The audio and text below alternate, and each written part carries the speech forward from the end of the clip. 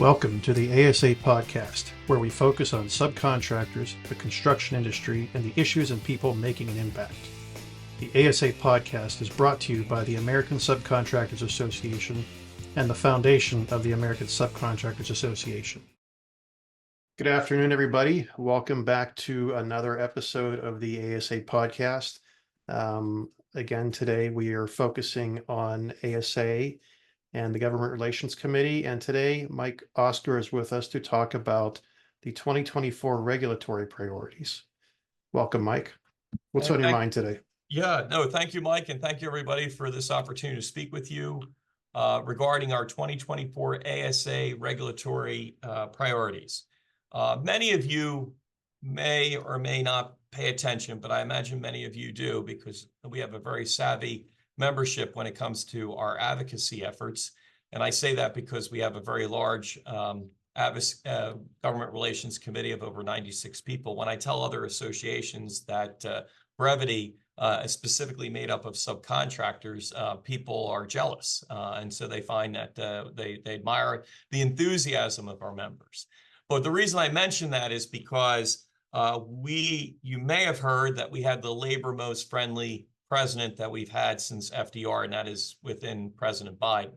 And I say that loosely because when we hear labor, we're not just, yes, workforce and labor is important to ASA as subcontractors, but there are a lot of labor initiatives, even though we are represented by union, non-union members within the ASA community, and that has been that way since the founding back in the mid-1960s.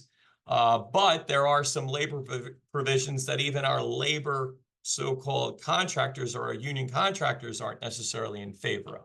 And so with this current president and this current administration, because they are labor friendly, we've been very, very attuned and mindful, working both with Shannon and Kate and myself, the three of us, constantly looking at the different provisions coming out of the Department of Labor, dealing with project labor agreements, dealing with independent contractor reform, Davis-Bacon requirements, overtime, joint employer, and then the recent apprenticeship rule coming out. So all of that has not only generated a lot of paper and ink coming out of our ASA GRC committee, as well as working with the various groups that I've identified in other podcasts in terms of our industry alliances to be responsive. Or individually, we've responded to some of those rules that may be proposed or final,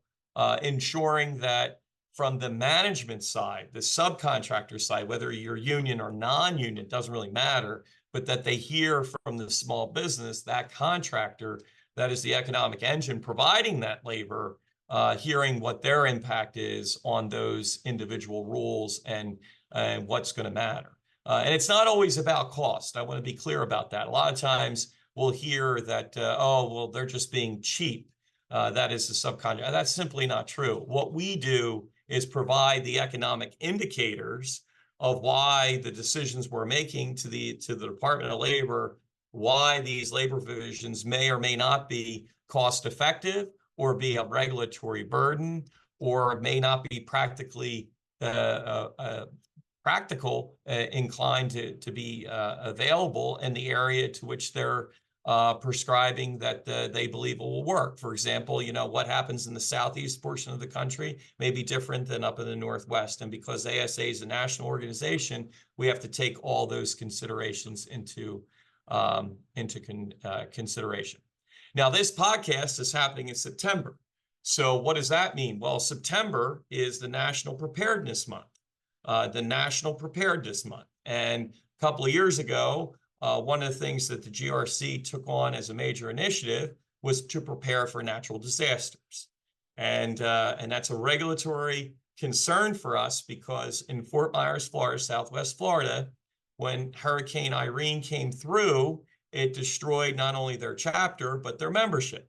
And then that storm went up to South Carolina and impacted the South Carolina chapter of ASA in the Charleston area. Then we looked at the concerns that were out in California and the various forest fires that impacted our ASA of Southern California, as well as our Washington chapter in Seattle and in Idaho, et cetera. So what we had to look at from a natural disaster perspective, how could we be responsive to our membership? So working with the GRC committee, the Attorneys Council, and the board, we worked on trying to address that issue the best way possible. As of right now, we are the only national subcontractor or national construction, let me be clear, we're the only national construction association to have such a natural disaster website that is on our ASA Foundation, that we took it on to address all these concerns from pre-storm to post-storm. The only other national that I'm aware of, and we've done the research on this, so I know we have to be careful when we say something, but the only other national construction association that has something like this is NECA, but NECA looks at it from an electrical perspective, outages and so forth. And so you know, we want to be aware of that, but we don't want to. Not all of our members are electrical contractors. So we took on that initiative, and we took that on from a regulatory perspective. We're constantly updating that, and because September is National Preparedness Month, we want to ensure that our members have that information. And we actually even worked outside of the regulatory, not only looking at what FEMA can tell you and what, you know, what is it, the Department of Labor and Transportation, all their responsibilities in a natural disaster, but we included some of our industry partners like Assured Partners on the insurance aspect, or United Rentals for those that rent their equipment during a natural disaster or even before the storm happens. Getting back to the regulatory side, looking at regulations dealing with OSHA's leading indicators, the training, physical and mental well-being of safety training units and audits and what that means. Looking at the walk-around rule, looking at blood levels, looking at process safety management for hazardous chemicals, looking at severe violator enforcement concerns, personal protective equipment, heat and injury illness preparation. So those are some of the things within OSHA. We also look at the Mine Safety and Health Administration Silica's proposal, which there should be one, a similar set of rules and exposure limits for employers that work both with OSHA and MNSHA, which is the Mine Safety Administration, should be aligned, specifically dealing with the silica rule. So those are some of the issues that we're constantly looking at on a regulatory perspective. We'll be very interested to see what the IRS comes out with next year with the Tax and Jobs Act coming to a sunset, what provisions in there dealing with regulatory issues on taxes, such as succession planning, estate planning, et cetera, that will be impacted in 2025 as the agency moves forward. Also with the implementation of the Corporate Transparency Act, which we've written about, which we won't get into now, and the regulatory burden that will be to our members. So we're constantly monitoring the regulations that are happening, and then we're also receiving input from our membership for how we may or may not want to respond to that individual regulatory action. Well, that was a lot. I mean, there's a lot of activity going on right now. Sure. Anything else you want to leave people with?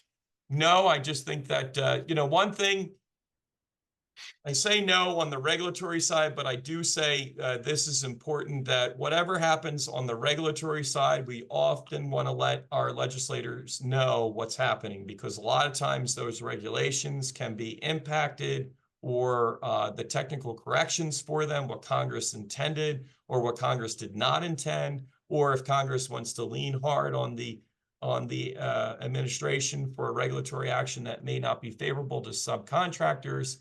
We do let the legislators, or the House and Senate, know, members of Congress that is, know where we stand on those issues, so that if they can intervene on our behalf, and oftentimes they do, we make them aware of it, and we found that relationship to work out in our favor. Great. Okay. Thank you. Yeah. Thanks again for the information. And until our next episode, we'll see you soon. Thank you. Thank you, everybody. Thank you for listening to the ASA podcast. For more subcontractor-focused content, visit us at asaonline.com and fastcares.org. You can also follow us on LinkedIn, Facebook, Twitter, Instagram, and YouTube.